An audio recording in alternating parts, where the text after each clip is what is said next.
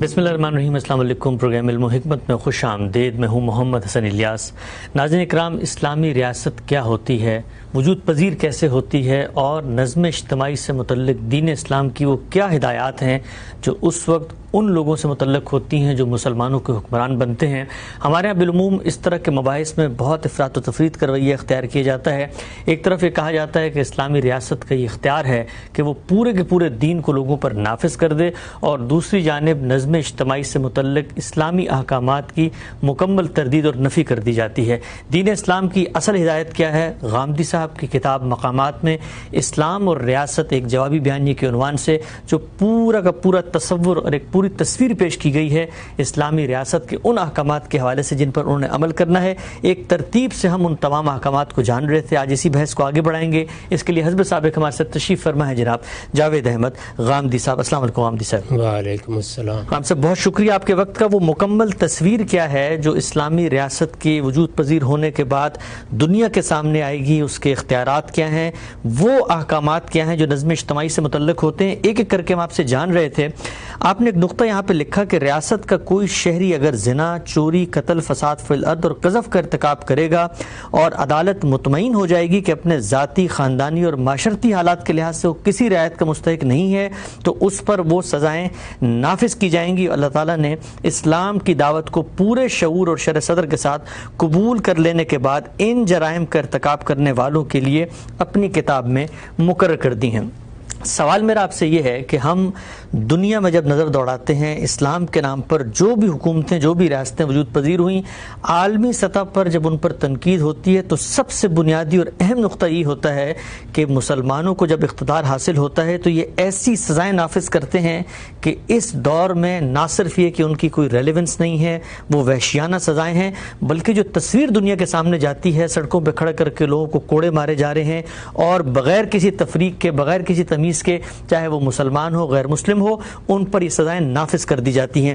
آپ نے یہ حق تو قبول کیا ہے اسلامی ریاست کا کہ وہ سزائیں نافذ کرے گی۔ سوال میں آپ سے پوچھنا چاہتا ہوں، حدود کیا ہیں، دائرہ کیا ہے ریاست کا، کن لوگوں پہ نافذ کی جائیں گی؟ اور ایک جو وحشیانہ تصور سامنے آتا ہے دنیا کو جب ہم یہ بتاتے ہیں کہ ہم چوری کے نتیجے میں ہاتھ کاٹ دیں گے اور اس طریقے سے لوگوں کو اپاہج کر دیں گے، تو اس کو پھر آج کے جدید دور میں اسلامی ریاست کیسے کوالیفائی، جسٹیفائی کر سکتی ہے؟ پہلی چیز تو میں ایک توجہ دلانے کے لیے عرض کر رہا ہوں کہ اگرچہ زبان کے لحاظ سے ہم اسلامی حکومت کہیں، اسلامی ریاست کہیں، یہ کم و بیش مترادفات ہو گئے ہیں، لیکن جدید زمانے میں ریاست اور حکومت کے فرق کو جیسے متعین کر دیا گیا ہے، اس میں صحیح تعبیر اسلامی حکومت ہوگی۔ ریاست کے بارے میں یہ جان لینا چاہیے کہ ایک زمانے میں فتوحات کی بنیاد پر قائم ہوتی تھی۔ لوگ فاتحین کی حیثیت سے جب نظم سنبھال لیتے تھے تو اس کا مطلب یہ تھا کہ اب یہ ریاست ان کی ہے، وہ اس کی زمین کے مالک ہیں، وہ اس کے افراد کے مالک ہیں، اور فاتح کی حیثیت سے اگر ان کا کوئی مذہب ہے تو ریاست کا بھی وہی مذہب ہے۔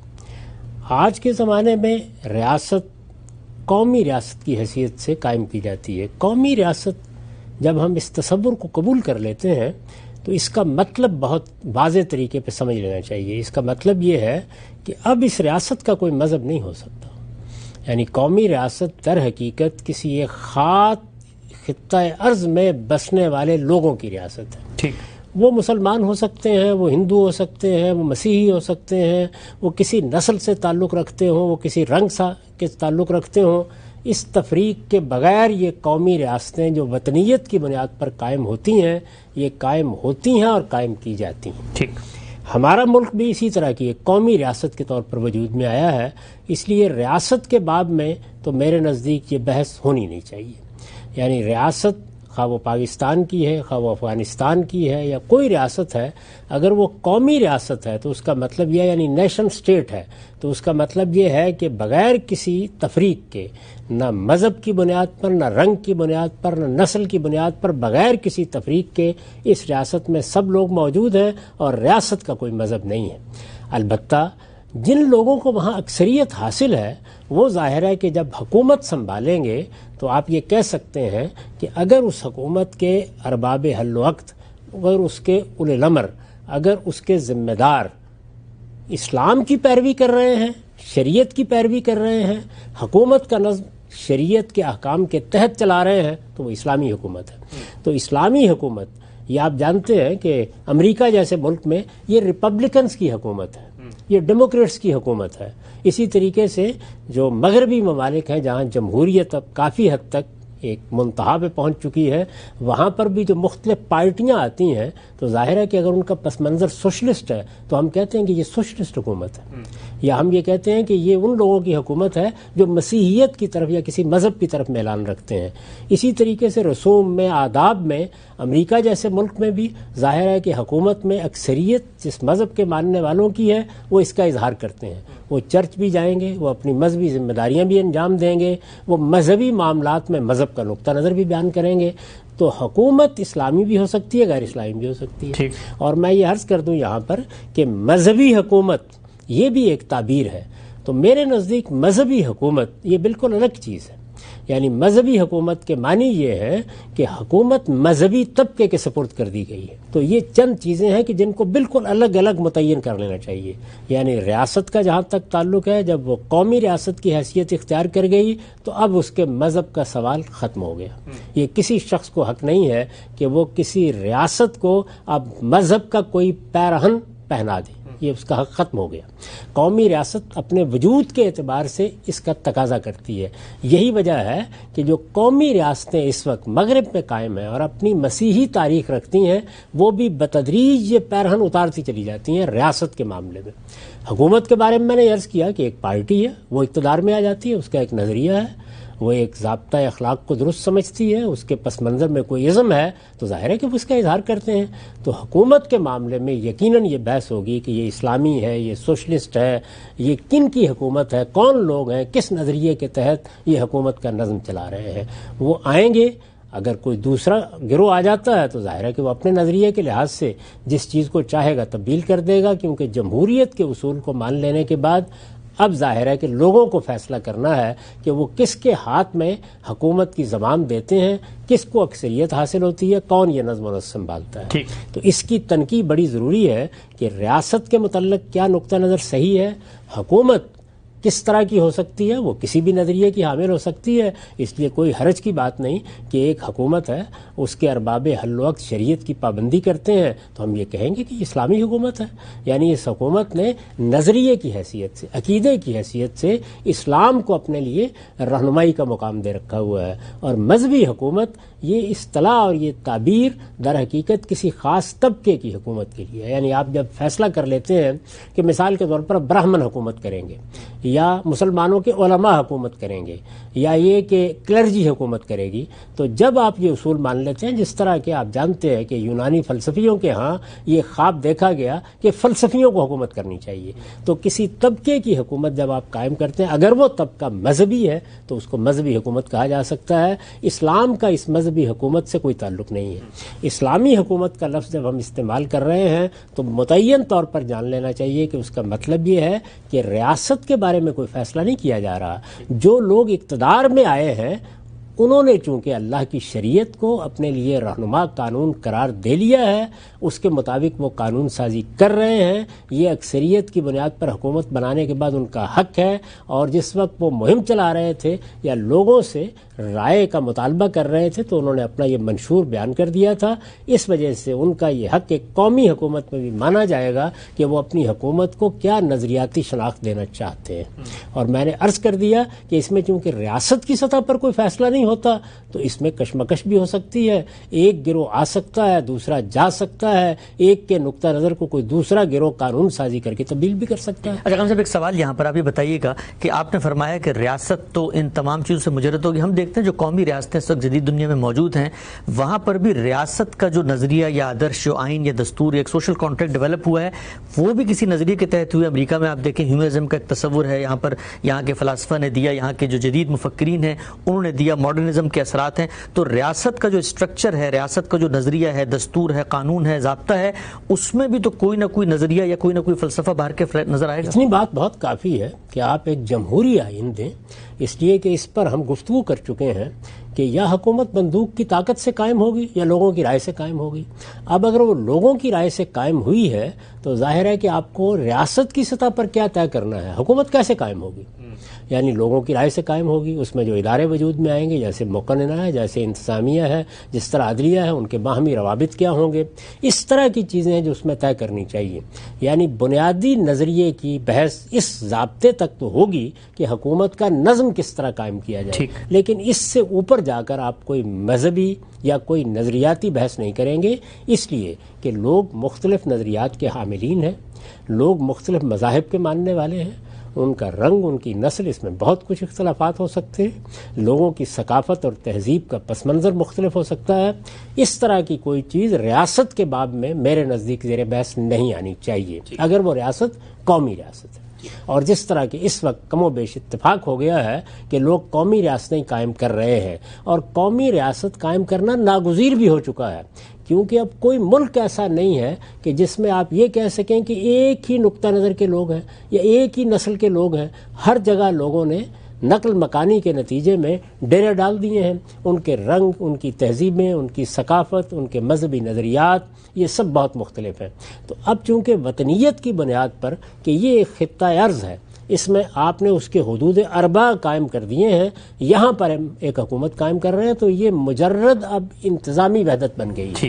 اس لیے اس کو قومی ریاست کے طور پر ہی لینا چاہیے، اور اسی میں اس وقت اس مسئلے کا حل بھی ہے جو مختلف مذاہب اور مختلف قومیتوں کے ایک جگہ رہنے کے نتیجے میں پیدا ہوتا ہے.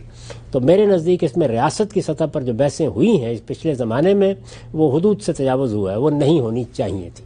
جو اصل سوال ہے وہ یہ ہے کہ حکومت قائم کرنے کے لیے تو پارٹیاں بنیں گی، وہ اپنے نظریات بیان کریں گی، وہ اپنا منشور سامنے لائیں گی. تو اگر کوئی پارٹی اپنا منشور یہ پیش کرتی ہے کہ وہ اللہ کی شریعت کی پابندی کرے گی، اس کی روشنی میں حکومت کا نظم چلائے گی، شریعت میں جو آداب اور حدود بتائے گئے ہیں ان کو ہر حال میں ملحوظ رکھے گی، تو اس کے نتیجے میں جو حکومت قائم ہوگی اس کو اسلامی حکومت آپ کہہ سکتے ہیں. اسلامی ریاست کی بحث میں نے عرض کر دیا کو بالکل الگ ہے، وہ قومی ریاست میں نہیں ہونی چاہیے. مذہبی ریاست کے بارے میں میں نے وضاحت کر دی کہ اسلامی حکومت جب کہا جا رہا ہے تو اس کو آپ مذہبی حکومت نہیں کہہ سکتے، اس لیے کہ مذہبی حکومت کی تعبیر سے جو تصور سامنے آتا ہے وہ اصل میں ایک طبقے کی حکومت کا ہے. اسلام اس طرح کے کسی طبقے کی حکومت قائم کرنے کا کہیں ذکر ہی نہیں کرتا. نہ قرآن مجید میں ایسی کوئی بات بیان ہوئی ہے، نہ حدیث میں ایسی کوئی بات بیان ہوئی ہے، نہ ہماری تاریخ میں اس کو کبھی بنیاد بنایا گیا ہے کہ ایک مذہبی طبقہ، جس طرح میں نے عرض کیا مذہبی طبقے کی میں نے وضاحت بھی کر دی کہ جیسے برہمن ہے، جیسے ہمارے ہاں علماء کا طبقہ ہے، جس طریقے سے آپ کیلرجی کو دیکھتے ہیں یا پادریوں کو دیکھتے ہیں یا کلیسا کے لوگوں کو دیکھتے ہیں، یہ مذہبی حکومتیں ہیں. یہاں اصلی اتھارٹی فرد کی طرف منتقل ہو جاتی ہے. اسلامی حکومت کا مطلب یہ ہے کہ ایک نظریہ، ایک عقیدہ ہم نے اس کو قبول کر لیا، قبول کرنے کے بعد لوگوں کے سامنے رکھا، انہوں نے ہمیں ووٹ دیے، ان کی رائے کی بنیاد پر ہم اقتدار میں آ گئے. جو نظریہ ہم نے پیش کیا تھا وہ کوئی سوشلسٹ نظریہ بھی ہو سکتا تھا، وہ فاشزم بھی ہو سکتا تھا، وہ کوئی نظریہ ہوتا، لیکن جب ہم نے یہ طے کر دیا کہ ہم شریعت کی پابندی کر رہے ہیں تو ہم نے گویا اپنے آپ کو اس اصول پر پیش کر دیا ہے کہ اب ہمارے لیے رہنما قانون کی حیثیت، رہنما ضابطے کی حیثیت وہ اللہ کی شریعت کو حاصل ہے. یہ اس پس منظر میں بیان کر رہا ہوں اپنی اس کتاب میں کہ جب ہم کسی اسلامی حکومت کی طرف بڑھیں گے تو اس میں اسلام نے وہ کیا چیزیں ہیں کہ جن کا ہمیں پابند کیا ہے. کس کو پابند کیا ہے؟ حکومت کو پابند کیا ہے.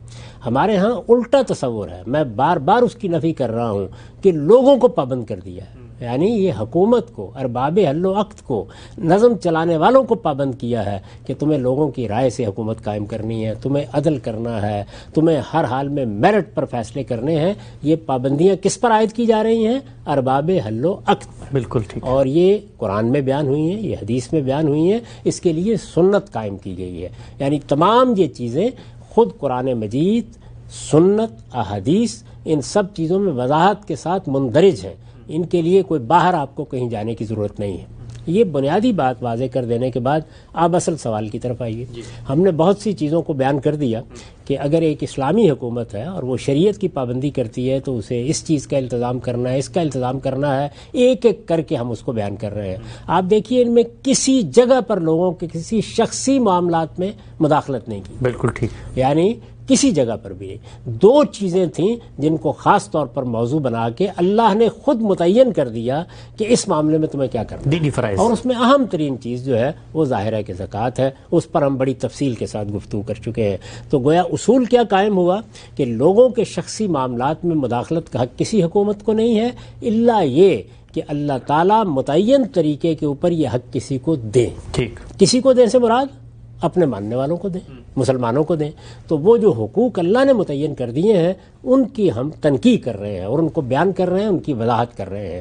اسی ذیل میں یہ بھی ایک ذمہ داری ڈالی گئی ہے حکومت پر، یعنی ایک مسلمانوں کی حکومت پر، کہ مسلمان شہری یعنی وہ لوگ کہ جنہوں نے اسلام کو قبول کیا ہوا ہے، وہ اپنے آپ کو مسلمان کہتے ہیں، وہ اگر چند جرائم کا ارتکاب کرتے ہیں تو وہ نہ صرف یہ کہ ریاست کے مجرم ہیں، نہ صرف یہ کہ متعلقین کے مجرم ہیں.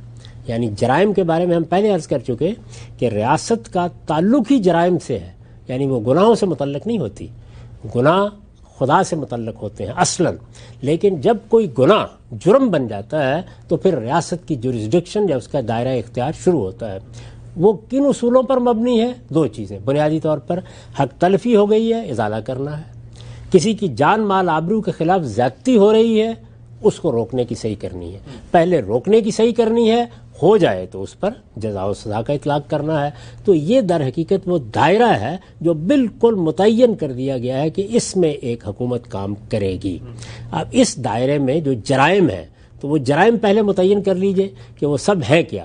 اس میں جان کے خلاف جرم ہے، جیسے کہ مثال کے طور پر قتل ہو گیا، کسی کے کسی بازو کو، کسی کے دانت کو، کسی کی ناک کو نقصان پہنچا دیا گیا، یعنی کسی عضو کو نقصان پہنچا دیا گیا.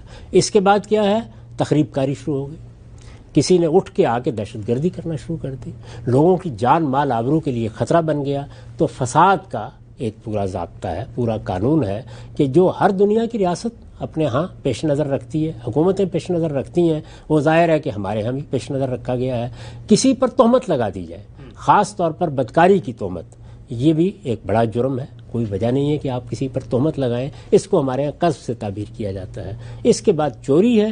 چوری کے جرم ہونے کے بارے میں تو کسی بحث کی ضرورت ہی نہیں ہے. اور چوری کے بعد بدکاری ہے، اس کو اللہ تعالیٰ نے جرم قرار دے دیا ہے. اب یہ جرائم ہے، یعنی یہ جتنی بھی چیزیں ہیں یہ جرائم ہیں، یہ محض گناہ نہیں رہے. لہٰذا یہ ریاست کے دائرے میں آ گئے. تمام ریاستیں یہ حق رکھتی ہیں کہ وہ ان کے بارے میں قانون بنائیں، ان کے بارے میں ضابطے بنائیں، چوری کو روکنے کے لیے بنائیں، قذف کو روکنے کے لیے بنائیں، قتل کو روکنے کے لیے بنائیں. اور عام طور پر آپ دنیا بھر کا مطالعہ کریں تو ریاستیں اس بنیاد پر قانون سازی کر رہی ہوتی ہیں. اس میں کوئی قابل اعتراض بات نہیں. اللہ تعالیٰ نے بھی اسی کو سامنے رکھ کر رہنمائی فرمائی ہے. اور یہ رہنمائی کن کے لیے کی گئی ہے؟ مسلمانوں کے لیے. یعنی مسلمان حکومت کا نظم چلا رہے ہیں اور مسلمانوں کے بارے میں ان کو یہ ذمہ داری دی گئی ہے. اب دیکھیے کہ قانون کیسے بنے گا. ظاہر ہے کہ آپ کی ریاست ہے، اس میں آپ حکومت کر رہے ہیں، اس میں ہر مذہب کے لوگ ہو سکتے ہیں، اس میں ہر نقطہ نظر کے لوگ ہو سکتے ہیں. تو آپ ان جرائم کے بارے میں عمومی قانون بنائیں گے. وہ عمومی قانون اسی طرح سے بنے گا جیسے دنیا میں بنایا جاتا ہے. یعنی آپ پارلیمنٹ میں یا مقننہ میں بحث کر کے ایک قانون بنا دیتے ہیں. آپ جانتے ہیں کہ دنیا میں جو جرائم کی سزا کے قانون بنتے ہیں ان کی بنیاد کیا ہے؟ کوئی عقلی اصول نہیں ہے، وہ ٹرائل اور ایرر ہے، صحیح و خطا ہے. یعنی آپ تجربات کی روشنی میں مقرر کر دیتے ہیں کہ یہ اتنی سزا ہم فلاں جرم میں دیں گے، اتنی دیں گے. جس طرح کے ہمارے ہاں ایک نیا باب یہ پیدا ہوا پچھلے زمانے میں ٹریفک کے قوانین کا، تو وہاں ہم جرمانے بڑھاتے رہتے ہیں، گھٹاتے رہتے ہیں، اس میں قانون سازی کرتے رہتے ہیں. یہاں صحیح و خطا کے سوا کوئی اور اصول نہیں ہوتا، اس کی بنیاد پر آپ فیصلے کرتے ہیں. یہ جو جرائم ہے، یعنی 5 جرائم جن کو میں نے متعین طور پر آپ کے سامنے رکھا ہے، ان میں اللہ تعالیٰ کہتے ہیں کہ ایک شخص مسلمان ہوا، اس نے اسلام کو پورے شعور کے ساتھ قبول کیا، اس کے والدین مسلمان تھے، وہ شعور کی عمر کو پہنچا اور شعوری طور پر اس نے اس دین کو اختیار کیے رکھا. یہ شخص ہے کہ جس نے اصل میں اللہ کے ساتھ عہد اطاعت باندھ لیا ہے. اسلام کیا ہے؟ اللہ کے سامنے جھک جانا، اللہ کے سامنے سبمیشن، اللہ کے سامنے سرنڈر کر دینا. تو اس نے اپنی مرضی کو اپنے پروردگار کی مرضی کے تابع کر دیا. یہ اس کا عہد ہے جس کی بنیاد پر، اسی لیے قرآن اس کو میثاق سے، عہد سے تعبیر کرتا ہے. مسلمان ہونے کا مطلب ہی یہ ہے. اب جب یہ مسلمان ہو گیا ہے تو اس نے اگر کسی جرم کا ارتکاب کیا ہے تو میں یہ گزارش کر رہا تھا کہ جرم کا ایک پہلو یہ ہے کہ وہ متعلقین کی طرف جاتا ہے. جیسے کہ یہ آپ دیکھتے ہیں کہ ہم نے اگر کسی کو کوئی نقصان پہنچایا ہے تو آپ کہتے ہیں نا کہ اس کے ورثہ ہیں، یعنی اس کو ہم نے قتل کر دیا ہے، اس کے کسی عضو کو نقصان پہنچایا ہے، تو یہ آدمی ہے جو اب ایک فریق کے طور پر سامنے آ گیا ہے، یا اس کے ورثہ ہیں جو ایک فریق کے طور پر سامنے آ گئے ہیں. تو جرم کا ایک پہلو متعلقین سے اپنے آپ کو متعلق کرتا ہے.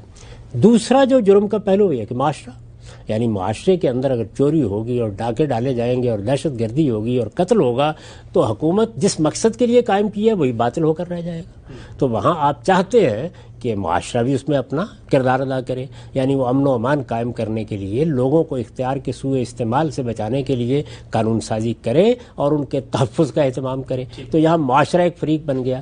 جس وقت مسلمان کسی جرم کا ارتکاب کرتا ہے تو اس میں ایک فریق اس کائنات کا پروردگار بھی. اچھا، یعنی اب گویا 3 جہتوں سے آپ کے معاملے کو دیکھنا ہے. معاملے کو آپ ایک پہلو سے دیکھیں گے کہ متعلقین کو انصاف ملنا چاہیے، یا جس فرد کے ساتھ معاملہ ہوا ہے اسے انصاف ملنا چاہیے. دوسرے اس لحاظ سے دیکھیں گے کہ ایک معاشرہ قائم کیا گیا ہے، اس معاشرے میں امن و امان کو کوئی نقصان نہیں پہنچنا چاہیے. اور تیسرے چونکہ یہ مسلمان ہیں اور چونکہ جرم کا ارتکاب ایک مسلمان نے کیا ہے اور چونکہ حکومت مسلمانوں کے پاس ہے اور چونکہ اس حکومت میں اکثریت مسلمانوں کی ہے تو اس پر لازم ہے کہ وہ اس میں یہ جہت بھی ملحوظ رکھے. تو ہمارا پورا قانون در حقیقت انہی تینوں چیزوں کو پیش نظر رکھ کر اپنا تصور پیدا کرتا ہے. تو آپ متعلقین کے لحاظ سے دیکھیں گے کہ وہ انصاف کے کس مقام پر مطمئن ہوتے ہیں. اس میں کچھ اللہ تعالیٰ نے بھی رہنمائی فرمائی ہے. اس میں سب سے بڑی چیز کیا ہے؟ وہ قتل کی سزا ہے.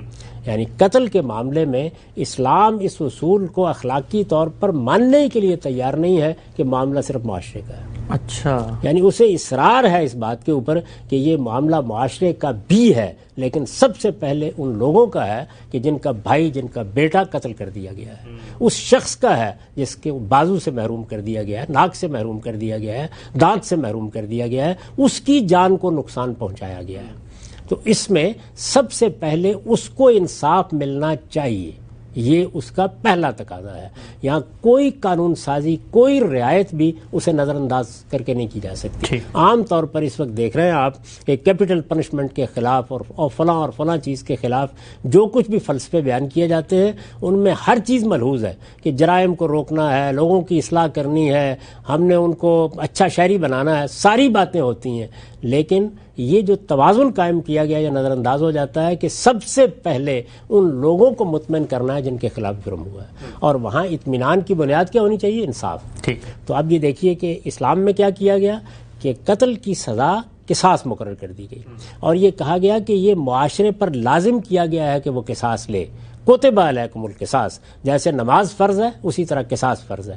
اب جب آپ قصاص لیتے ہیں تو ظاہر ہے کہ وہ فریق سامنے آئے گا، یعنی اگر قتل ہو گیا تو ورثہ سامنے آئیں گے، اگر کسی عضو کو نقصان پہنچایا تو وہ شخص سامنے آئے گا.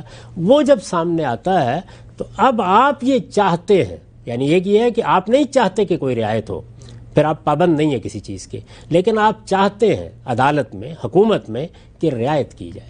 یعنی اس آدمی کو جس نے اس جرم کا ارتکاب کیا ہے اسے کچھ رعایت ملنی چاہیے. مثال کے طور پر میں عرض کر رہا ہوں ملنی چاہیے، تو پابند کر دیا گیا ہے کہ یہ فیصلہ آپ بھی کریں گے اور اس فیصلے پر آپ متعلقین کو راضی بھی کریں. اچھا، دونوں پہلو. آپ دیکھیے کہ یہ کتنا خوبصورت توازن ہے جو اس میں قائم کیا گیا ہے. یعنی یک طرفہ طور پر آپ جو مرضی رائے قائم کر لیں، لیکن اسلام نے کیا کیا؟ اس قتل کو روکنا بھی چاہتا ہے. ایک قتل ہو گیا ہے، وہ نہیں چاہتا کہ دوسرا قتل ہو، یہی چاہتا ہے. یعنی اس وقت جو دنیا ایک احساس اپنے اندر پیدا کر رہی ہے کہ ایک آدمی تو مارا گیا یا اس کے عضو کو نقصان پہنچا دیا گیا، لیکن اب ہم دوسرے کے ساتھ یہ معاملہ کیوں کریں؟ تو یہ جو چیز ہے اس کو پوری طرح ملحوظ رکھا، وہ بھی یہی چاہتا ہے، لیکن وہ کہتا ہے کہ نہیں، اس میں ان لوگوں کو راضی ہونا پڑے گا. اچھا، اس لیے کہ یہ انصاف کا تقاضا ہے. تو اگر آپ قتل کے قانون کے بارے میں دیکھیں تو اس سے زیادہ متوازن، اس سے زیادہ معاملے کو صحیح جگہ پر رکھنے والا کوئی قانون دنیا میں آپ کو نہیں ملے گا. یعنی اس میں تینوں ملحوظ ہیں. آپ تینوں کے بارے میں قرآن مجید کو پڑھیے. معاشرے کا کیا حق ہے؟ معاشرے سے مراد یہ کہ جو لوگ بھی نظم حکومت چلا رہے ہیں ان کا کام یہ ہے کہ وہ یہ فیصلہ کرے کہ اس شخص کو کیا فی الواقع موت کی سزا ملنی چاہیے. اگر وہ یہ سمجھتے ہیں کہ نہیں ملنی چاہیے تو اب وہ رجوع کریں گے ورثہ کی طرف. اگر ان کا نقطہ نظر یہ ہے کہ اس کو کوئی رعایت نہیں ملنی چاہیے، تو پھر ان پر کوئی ذمہ داری نہیں. میں اس پر بڑی تفصیل سے لکھ چکا ہوں, یہ بتا چکا ہوں, بلکہ جو لوگ اس کو دلائل کے ساتھ سمجھنا چاہیں وہ میری کتاب مقامات میں قتل عمد کی سزا کا مضمون دیکھ لیں, اس میں میں نے بیان کیا ہے. یعنی اگر حکومت اس نتیجے پر پہنچی ہے, عدالت اس نتیجے پر پہنچی ہے کہ اس آدمی کو موت ہی کی سزا ملنی چاہیے, تو پھر اس کے بعد وہ پابند نہیں ہے, وہ موت کی سزا دے دے گی, معاشرے کا حق قائم ہو گیا. لیکن اگر آپ رعایت دینا چاہتے ہیں, اگر آپ رخصت پر عمل کرنا چاہتے ہیں, اگر آپ یہ چاہتے ہیں کہ یہ شخص اپنے جرم کی نوعیت کے لحاظ سے, اپنے حالات کے لحاظ سے رعایت کا مستحق ہے, تو اب آپ کو پابند کر دیا گیا ہے کہ آپ بھی اس نتیجے پر پہنچ گئے ہیں, اب متعلقین کو بھی اس نتیجے پر پہنچائیے, استمالت سے پہنچائیے, محبت سے پہنچائیے, ترغیب دے کے پہنچائیے, آپ ان پر زبردستی نہیں کر سکتے. اگر وہ راضی نہیں ہوں گے تو آپ کو بھی رعایت کا حق نہیں ہے, اور اگر وہ راضی ہو جائیں تو پھر آپ کو بھی حق ہے. اس صورت میں بتا دیا گیا ہے کہ پھر مالی تاوان عائد کر دیا جائے. دیت کیا ہے؟ بلڈ منی, مالی تاوان. آپ جانتے ہیں کہ سزاؤں کی یہی نوعیت ہو سکتی ہے, وہ یا جسمانی ہوں گی اور یا پھر مالی نوعیت کی ہوں گی. تو جسمانی سزا کیا تھی کہ اس کو قتل کر دیا جائے, اس کے عضو کو وہی نقصان پہنچایا جائے, اس میں رعایت مل گئی. تو آپ دیکھیے کہ کس طرح سے, کس خوبی کے ساتھ اس کو ٹھیک جگہ پہ رکھ دیا. یہ دونوں فریق ہو گئے. تیسرے فریق اس کائنات کے پروردگار نے اعلان کر دیا کہ میرے حضور اگر توبہ نہیں کی, رجوع نہیں کیا, اگر اسی طرح آ گئے ہو میرے سامنے, تو یہ یاد رکھو کہ قتل کی سزا, قتل عمد کی سزا کیا ہے؟ وہ ہمیشہ کی جہنم ہے. ٹھیک, وہاں پر اللہ تعالیٰ کا قانون اپنی جگہ کے اوپر موجود ہے. تو اس طریقے سے دیکھیے کیا توازن اس معاملے میں قائم کر دیا گیا ہے. میں جو بات عرض کر رہا تھا وہ یہ تھا کہ ہمارے اس قانون میں تمام چیزوں کا لحاظ رکھا گیا. یہ میں نے ایک مثال دی. اسی ذیل میں اللہ تعالیٰ یہ کہتے ہیں کہ چونکہ یہ جرم مسلمان نے کیا ہے, چونکہ میرے ساتھ عہد وفا باندھ کے کیا ہے, تو اب یہ محض جرم کی سزا نہیں ہے, بلکہ یہ میری طرف سے عقوبت بھی ہے. اچھا, میں جس طرح قیامت میں سزا دوں گا, اسی طریقے سے میں مسلمان حکمرانوں کو ہدایت کر رہا ہوں کہ وہ میرے دین پر ایمان لانے والوں کو یہ سزا بھی دے. تو اس وجہ سے جو اعتراضات آپ نے کیے ہیں وہ وارد نہیں ہوتے اس پر. یعنی نہ یہ غیر مسلموں کے لیے ہے, نہ دوسری اقوام کے لیے ہے, یہ دین کے ماننے والوں کے لیے. تو میں یہ گزارش کر رہا تھا کہ آپ عمومی قانون بنائیں گے, اور جب آپ عمومی قانون بنا دیں گے تو اسی قانون میں یہ بات لکھ دیں گے کہ اگر کسی نے پورے شعور کے ساتھ اسلام کو قبول کیا ہوا ہے اور وہ چوری کا ارتکاب کرتا ہے یا وہ زنا کا ارتکاب کرتا ہے, تو اس کو یہ سزا دی جائے گی. یہ سزا انتہائی سزا ہے. کب دی جائے گی؟ اس وقت دی جائے گی جب جرم اپنی نوعیت کے لحاظ سے, مجرم اپنے حالات کے لحاظ سے کسی رعایت کا مستحق نہیں ہوگا. تو یہ اصول ہے جس پر یہ سزائیں مقرر کی گئی ہیں. یہ سزائیں محض جرائم کی سزاؤں کی حیثیت سے زیر بحث آتی ہیں تو لوگ ان کا تقابل کرنا شروع کر دیتے ہیں. یہ محض جرم کی سزا نہیں ہے, یعنی یہ محض چوری کی سزا نہیں ہے, یہ محض زنا کی سزا نہیں ہے. یہ اس مسلمان کی سزا ہے جس نے اللہ سے عہد وفا باندھنے کے بعد چوری کا ارتکاب کیا ہے, اللہ سے عہد وفا باندھنے کے بعد بدکاری کا ارتکاب کیا ہے. اور ان سزاؤں کی روح کیا ہے؟ تطہیر. اس بندے کو خدا کی عدالت میں پیش ہونا ہے, وہاں سخت ترین سزا مقرر ہے. قتل کی سزا مثال کے طور پر ابدی جہنم ہے. یہی صورتحال زنا کی ہے, یہی صورتحال بعض اور جرائم کی ہے.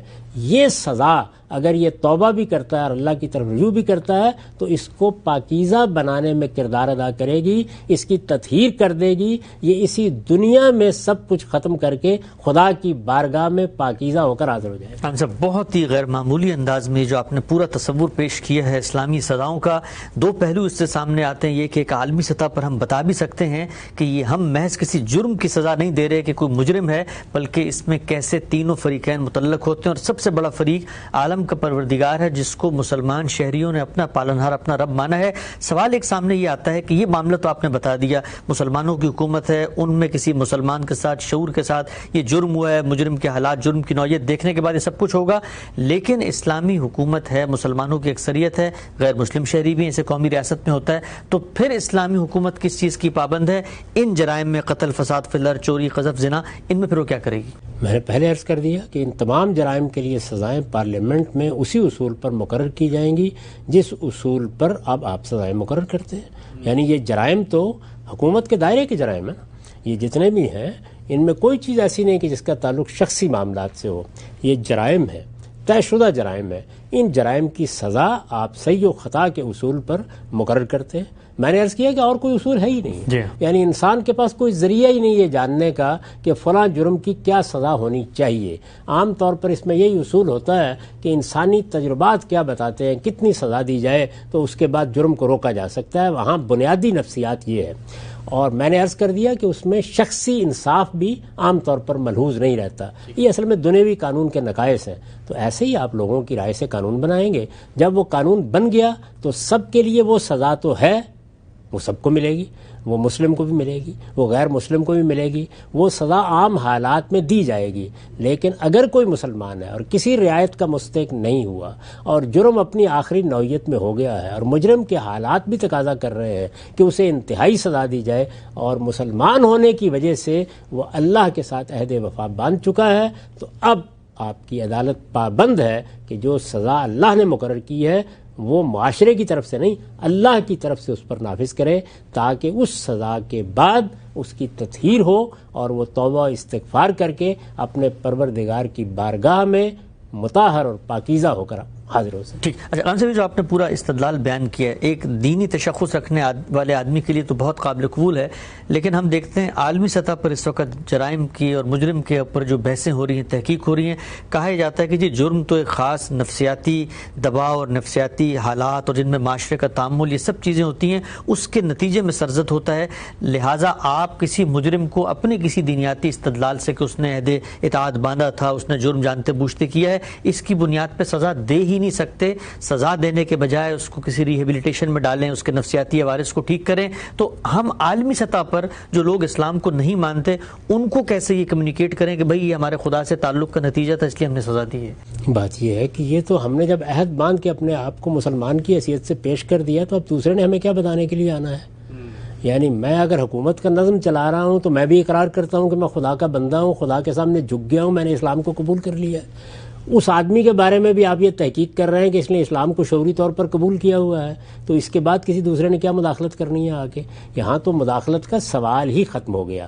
اب رہ گئی یہ بات کہ یہ جو نظریات بیان کیے جاتے ہیں اس طرح کے, یہ تو اب حقیقت یہ ہے کہ بالکل ناپختہ نظریات ہیں. یعنی انسان کی یہ بھی ضرورت ہوتی ہے کہ اس کو آپ بحال کرنے کی صحیح کریں, اس کو اچھا ماحول فراہم کریں, اس کو جرم کی فضا سے نکالیں, اس کی نفسیات میں اگر کوئی خرابی ہے تو اس کو دور کریں. یہ اپنی جگہ ہے, لیکن کیا جزا و سزا ختم کر دی کہ یہ جیلیں بند کر دی ہیں آپ نے؟ آج کے بعد کوئی جزا و سزا کا کوئی تصور ہی ختم ہو گیا ہے. عدالتیں بند ہو گئی ہیں, آپ سزا نہیں دیتی کسی شخص کو. اور میں یہ عرض کرتا ہوں کہ آپ نے تو ایسی بدترین سزائیں دی ہیں. مثلا جاپان نے جب اپنے حدود سے تجاوز کیا تو پھر آپ نے کیا کیا؟ ہیروشیما اور ناگاساکی وہ تو انسانی تاریخ کے سیاہ باب ہیں, لکھے نا آپ نے, سزائی دینے کے لیے گئے تھے. ہم ہمارے نفسیات تو نہیں بھیجے, ہمارے نفسیات تو نہیں بھیجے تھے. افغانستان میں کچھ معاملات ہوئے تو وہاں آپ نے کیا کیا؟ وہاں ماہرین نفسیات کی ٹیمیں بھیجی گئی.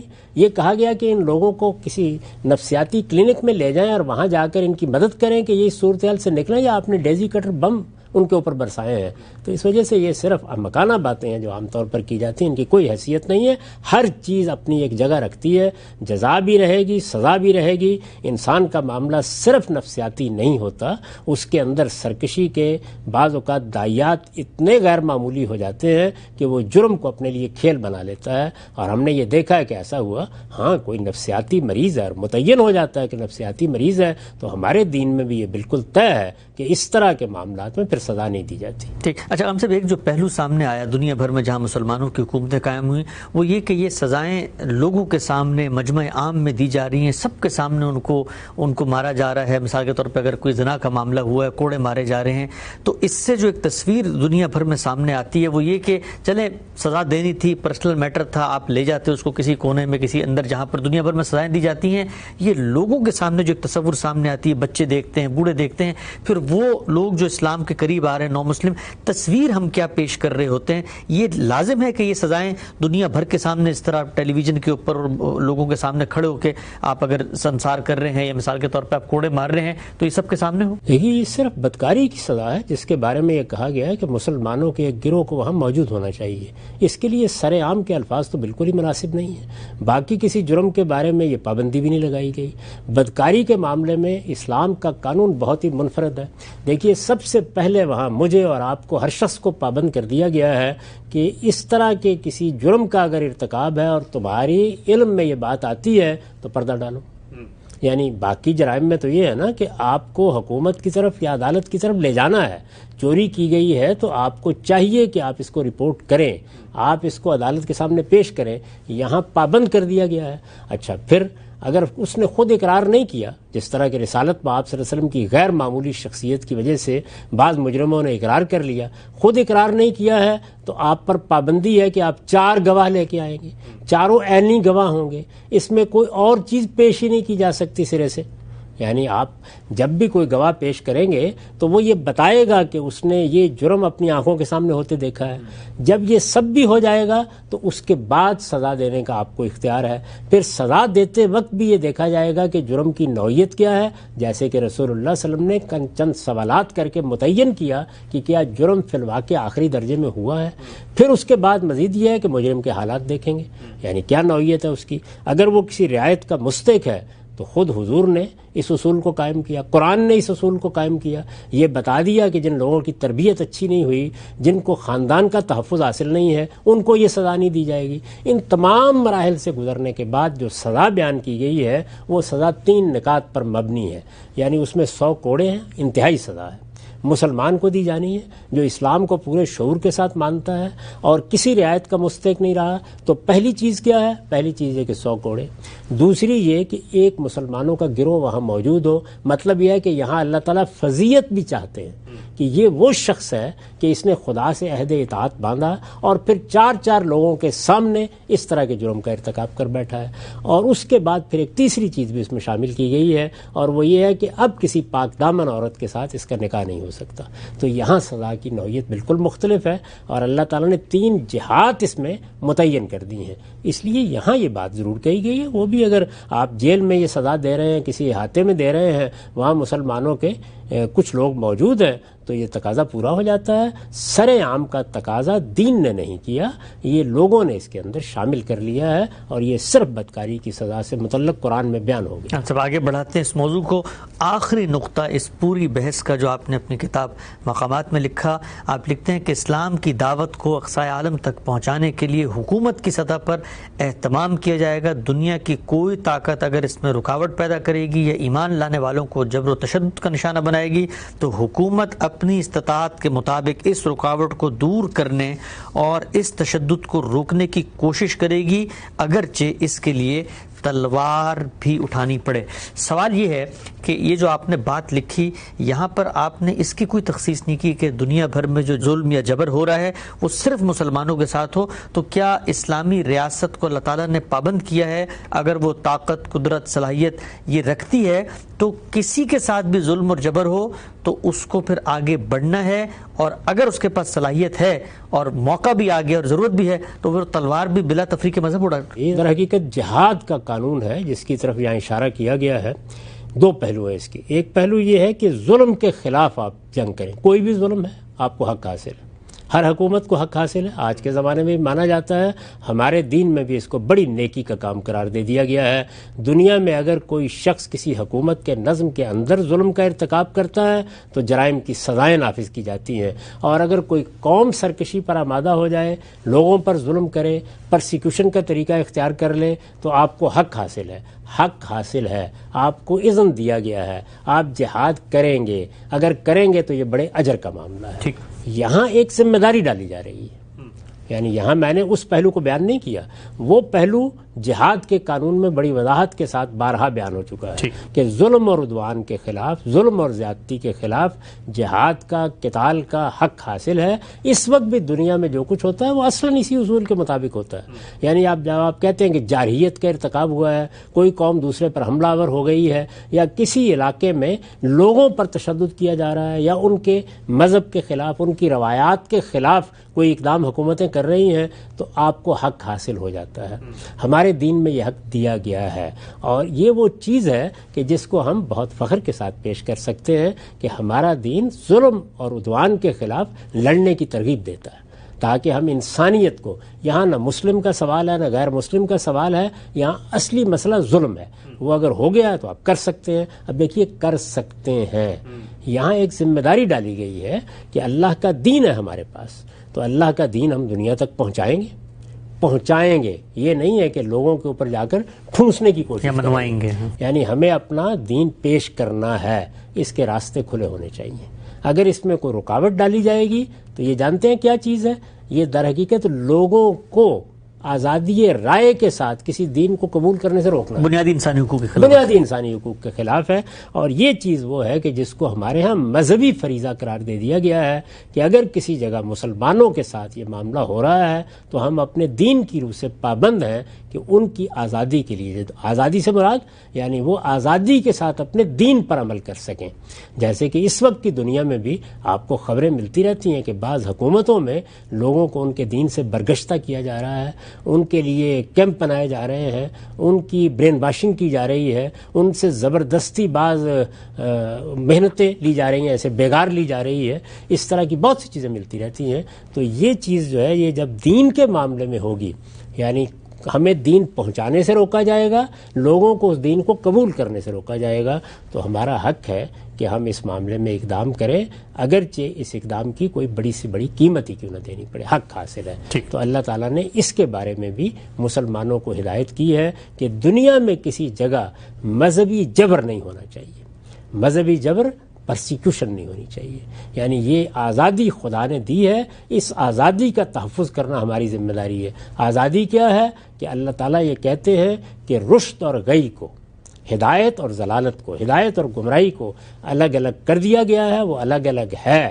لہٰذا کسی شخص کے اوپر بھی نہ کوئی مسلمان جبر کر سکتا ہے، نہ کوئی غیر مسلم جبر کر سکتا ہے. اور جب جبر نہیں کر سکتا تو پھر میرا حق ہے اور آپ کا حق ہے کہ آپ اپنی بات پہنچائیں، اور دوسرے کا حق ہے کہ اس کو قبول کریں. یہ وہ آخری درجے کا ظلم ہے کہ اگر مذہب کے معاملے میں یہ ظلم ہوگا تو ہم اس کے خلاف لڑنے کے لیے تیار ہیں. ٹھیک ہے. ہم سب آخری سوال، ہم یہ دیکھتے ہیں کہ خود مذہب کے نام پر جو ریاستیں بنی، اسلام کے تشخص اور اس کی بات کرنے والے، وہاں پر ہی دوسرے نقطہ نظر جو اسلام سے متعلق ہیں ان کے بیان پہ پابندی لگا دی گئی، دوسرے مسالک پہ. تو یہ خود اسلامی حکومت کو جو اللہ نے ہدایت دی ہے یہ خود اس کے خلاف بھی ہے. یہی میں بات عرض کر رہا ہوں کہ ہمارے ہاں حکومتوں نے ان احکام پر عمل نہیں کیا کہ جو ان کو دیے گئے ہیں، ان چیزوں کو اپنے لیے مسئلہ بنا لیا کہ جن میں وہ اللہ کے مجرم قرار پا گئے. یعنی جس وقت آپ لوگوں کے شخصی معاملات میں مداخلت کرتے ہیں، لوگ تعلیم کیا پائیں گے، لوگ لباس کیا پہنیں گے، لوگ فنون لطیفہ کے بارے میں کیا نقطہ نظر رکھیں گے، جیسے کہ اس وقت بھی ہم دیکھ رہے ہیں. ان چیزوں کو آپ نے موضوع بنا لیا اور ان کے بارے میں آپ نے قانون سازی شروع کر دی، ان کے بارے میں آپ نے ہدایات دے دیں، ان کے بارے میں آپ نے جبر کا طریقہ اختیار کر لیا، درا حالے کہ اس معاملے میں آپ کو کوئی حق سرے سے حاصل ہی نہیں تھا. یہاں آپ جو کچھ کر سکتے تھے وہ ترغیب تھی، تلقین تھی، اس سے آگے آپ کی جورسڈکشن نہیں تھی. وہ چیزیں جو آپ کے کرنے کی تھیں جو ہم نے یہ بیان کر دیں، اور اب یہ ساری بحث مکمل ہو گئی ہے کہ یہ ہدایات، ٹھیک، یعنی نہ زکوٰۃ زیر بحث آئی کہ یہی تنہا ٹیکس ہے اور اس کی کیا برکات ہے، نہ جمعے کا ممبر زیر بحث آیا، نہ اس معاملے میں جو ہدایات ہم نے بعد میں بیان کی ہیں ان کو ملحوظ رکھا گیا. یہ چیزیں زیر بحث نہیں آتی. زیادہ سے زیادہ آپ کہہ سکتے ہیں کہ سزائیں زیر بحث آتی ہیں، لیکن وہ بھی ان کی صحیح روح کے ساتھ کبھی بیان نہیں ہوتی کہ یہ در حقیقت وہ کیا ذمہ داری ہے جو خدا کی طرف سے عائد ہوتی ہے ایک مسلمان حکومت کے اوپر. اور یہاں وہ حکومت محض جرم کا استحصال نہیں کر رہی ہوتی، بلکہ اللہ تعالیٰ کو، اس کائنات کے پروردگار کو ماننے والے لوگوں کے ساتھ وہ معاملہ کر رہی ہوتی ہے جس کے لیے وہ آسمان سے مامور ہے. تو یہ اس کی روح، اس کی اسپرٹ بھی لوگوں کے سامنے نہیں رہی. اسی طریقے سے جن معاملات میں کوئی آپ کے سامنے ایسا مسئلہ آ جاتا ہے کہ جہاں کسی کی حق تلفی ہوئی ہے، وہ حق تلفی کو روکنے کے لیے یا کسی قانون میں نزاع پیدا ہو گیا ہے تو نزاع کو دور کرنے کے لیے جو آپ کو حق دیا گیا تھا اس میں قانون سازی جن اصولوں پر کی گئی ان میں بڑے نقائص پیدا ہو گئے. تو یہ ساری چیزیں تو ہمارے ہاں ہوئی ہیں، اور نتیجے کے طور پر آپ دیکھیے کہ جہاں جہاں پر بھی اس طرح کی حکومتیں قائم ہوئیں وہاں پر یہ تو ہوا کہ بہت شوق کے ساتھ جنگیں بھی لڑی گئیں اور کہا گیا کہ ہم آزادی کی جنگ لڑ رہے ہیں، لیکن خود اپنے لوگوں کو غلام بنا دیا گیا. ان کی آزادی سلب ہو گئی، ان کو اللہ تعالیٰ نے جو حقوق دیے تھے وہ ختم ہو کر رہ گئے. یعنی ان کی جان، ان کا مال اور ان کی آبرو تینوں کو حرمت حاصل تھی، یہ آپ خدا کے اذن کے بغیر ادنا اقدام بھی نہیں کر سکتے تھے، اور خدا کا اذن صرف ان چیزوں کے بارے میں ہے جن میں کسی کی حق تلفی ہو یا جن میں کسی کی جان مال آبرو کے خلاف زیادتی ہو۔ شخصی معاملات میں کسی حکومت کو ادنا درجے میں کسی شخص پر کوئی چیز نافذ کرنے کا اختیار خدا نے دیا ہی نہیں ہے، اس اختیار کو آپ استعمال کیسے کریں؟ ہمارے پروگرام کا وقت یہاں پہ ختم ہوتا ہے۔ ناظرین، ان 4 پروگرامز میں ہم نے ایک غیر معمولی اہمیت کے حامل مسئلے، یعنی مسلمانوں کو اگر حکومت حاصل ہوتی ہے تو وہ عملی تصویر کیا ہے، احکامات کی وہ کیا فہرست ہے، اور وہ کون سے احکامات ہیں جو نظم اجتماعی سے متعلق ہوتے ہیں، ایک ایک کر کے جانا ان احکامات کی حقیقت کیا ہے، ان کی حکمت کیا ہے، وہ کیسے زمین پر اتریں گے، ان پر عمل درآمد کیسے کیا جائے گا۔ یہ پوری بحث آج کے دور میں اسلامی حکومتوں کے نام پر جو نظریات پیش کی جاتے ہیں ایک میزان اور کسوٹی کی حیثیت رکھتی ہے کہ دین اسلام کی ہدایات کو سامنے رکھ کر وہ اپنے اقدامات کا جائزہ لیں۔ یہ پازیٹیو پریزنٹیشن یہاں مکمل ہوتی ہے، لیکن سوال یہ ہے کہ اس کے بعد بہت ساری ایسی باتیں ہیں جو اسلامی حکومت سے متعلق کہی جاتی ہیں، مثلا یہ کہ کیا وہ شراب پہ پابندی لگائے گی، سود پہ پابندی لگائے گی، کعبہ گری کے اڈے، جوئے کے اڈے بند ہوں گے، اسی طرح سے ہم جنس پرستوں کی شادی کے بارے میں اس کا رویہ کیا ہوگا، اس کی خارجہ پالیسی کیا ہوگی، عالمی تعلقات کیسے آگے بڑھیں گے۔ یہ ساری چیزیں بھی اور ضمنی پہلو انشاءاللہ آئندہ نشست میں زیر بحث لائیں گے۔ پروگرام کا یہاں پہ وقت ختم ہوتا ہے، اجازت دیجیے، اللہ حافظ۔